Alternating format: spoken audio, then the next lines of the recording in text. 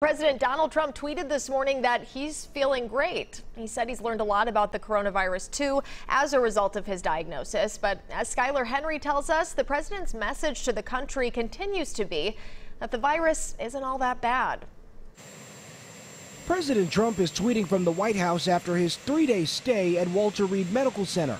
This morning, he again compared the coronavirus to the flu, tweeting, "We have learned to live with the flu just like we are learning to live with COVID," which he said is far less lethal than the flu.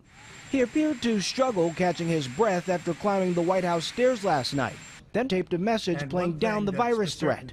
Don't let it dominate you. Don't be afraid of it. You're going to beat it. More than 210,000 Americans have not beaten COVID.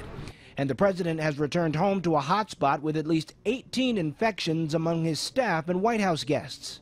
We have to assume that the president still is contagious, that he's shedding virus. You're not considered free of the ability to infect somebody else for about 10 days after you develop symptoms. President Trump will continue coronavirus treatments at the White House, and his doctors say he's not out of the woods yet. We know that first week, people can have symptoms that can be serious, but they may be relatively milder than the second week when you suddenly get inflammation, this inflammatory phase, and that's where people can really very quickly go south. The president's team has not shared some key details about his condition.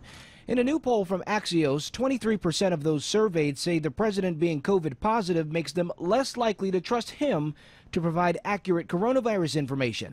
17% say it makes them more likely to trust the president. Skyler Henry, CBS News, the White House. And we just got an update in. The White House press secretary issued a statement saying that a team of physicians met with the president in his residence this morning. They said he had a restful night and that he says he has no symptoms right now. His vital signs are stable and his oxygen level was 95 to 97%.